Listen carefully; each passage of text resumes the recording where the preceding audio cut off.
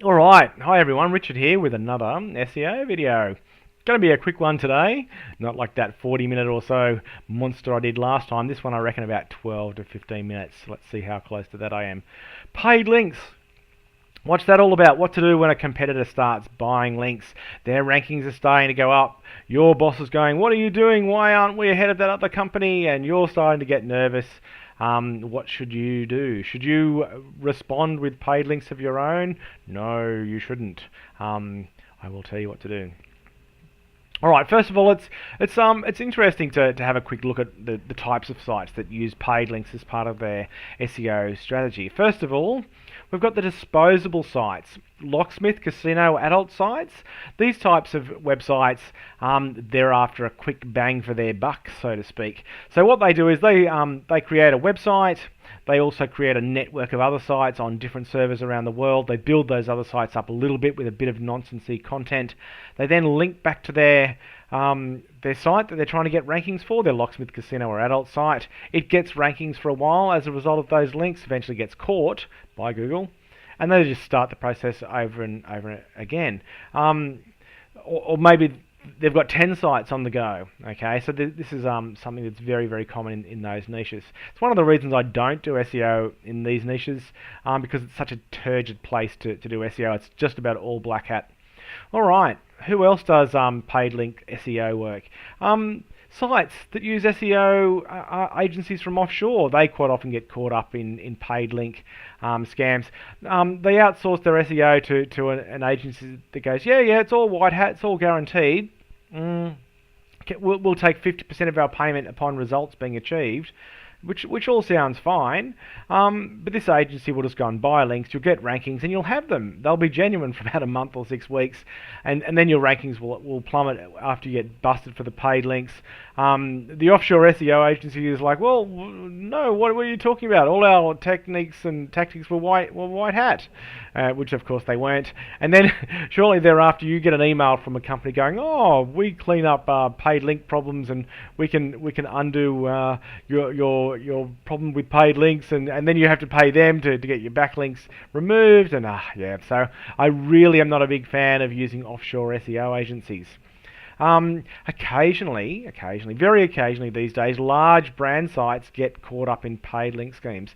They might have outsourced again to an SEO agency who was running a bit rampant, doing the wrong thing, but they might also do it in-house, thinking, you know what, let's just do it because we can get away with it. And they just do it. Okay, very, very rare, but does happen.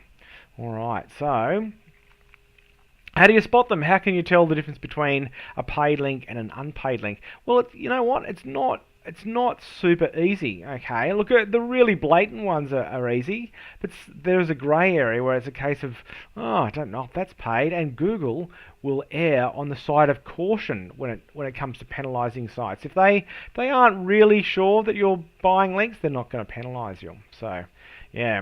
All right. So, how to spot paid links? Most often the ratio of spam anchor text in the links is very high. If you see a website with 300 backlinks and 298 of them say Berlin Casino or Berlin Online Casino, well, it's a good chance that they're buying links.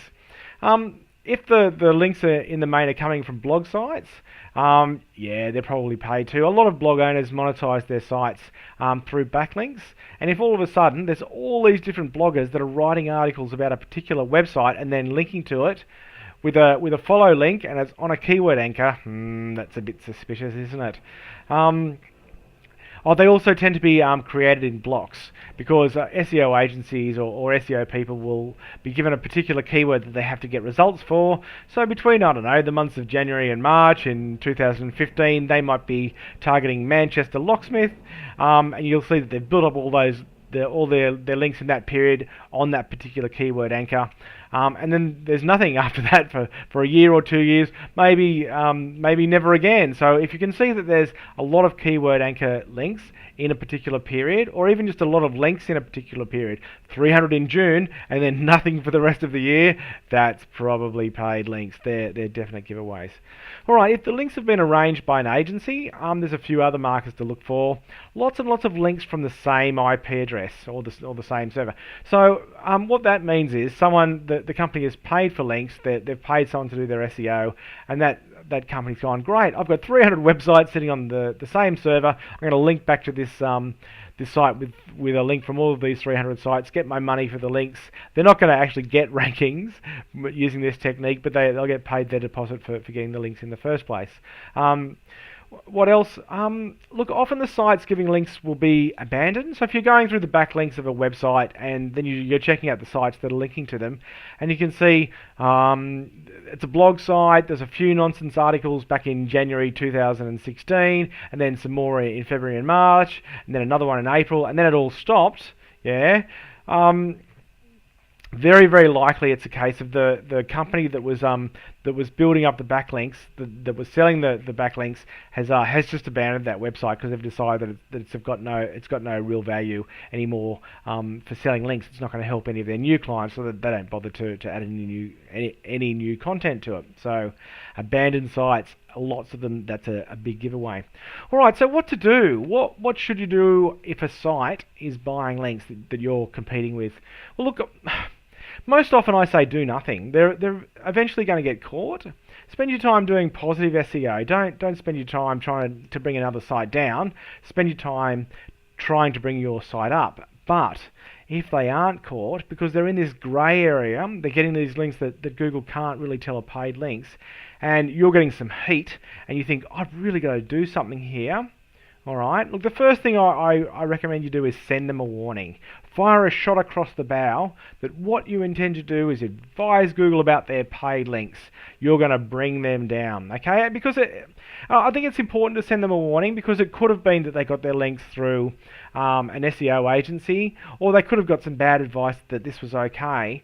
And putting in a paid links report to Google is going to have a devastating effect on their company. They're going to lose all of the value of their links. Their website's going to be taken from Google's results.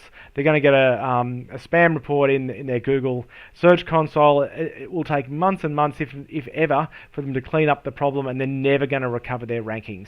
So if you're going to do this, make sure that you give them a warning first. If that warning is not heeded, if they don't backtrack from their course of action, how do you go about reporting paid links? Like so. Alright, so this is what I've done in the past, and would do again if I ever really had the need to. Okay, so very, very blatant links, we're not worried about those. Google's going to catch those. It's those links that look like they might be okay. They're inside an article. The article seems to be okay, alright, and that website hasn't been banned. You want to gather the evidence that these are actually paid links. Now, in an ideal world, you would have a full list of that company's paid backlinks, how much they paid, who they paid it to, what the email of that person is, what the website page URL is, etc. But that's usually not going to happen, is it? So you have to put that data together yourself, and this is a way to do it. Alright, so download a list of your competitors' backlinks.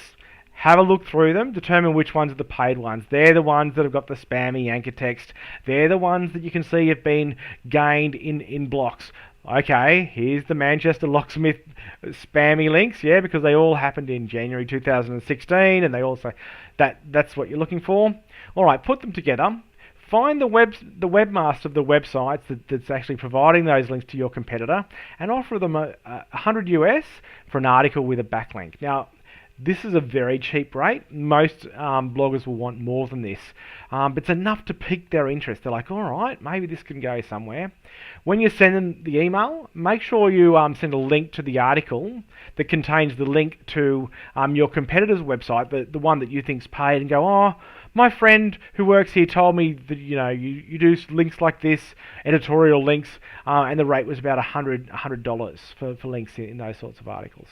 Now, the webmaster is usually going to write back, because they want the money, either agreeing to the price, yes, we sell links, so it's about $100 US, Or they say, no, actually our price for a link like that link in that article to that website is more like 150 or 200 or 500 or whatever.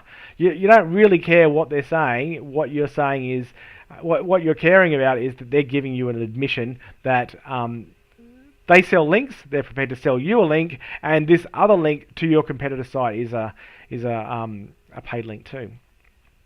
So you build up your brief, your brief of evidence that you're going to send Google. You detail it in a sheet, and you share that sheet with Google with all the details of the links, the email, the names of the people, the prices, etc. So Google can see what's going on. Look, at the end of this video, I'll show you the form that you fill out. Alright, what else can you do if you're feeling super mean?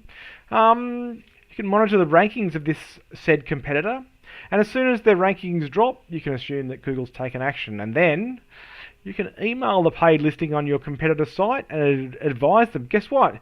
You're paying for a listing on a website that's been banned by Google for doing the wrong thing.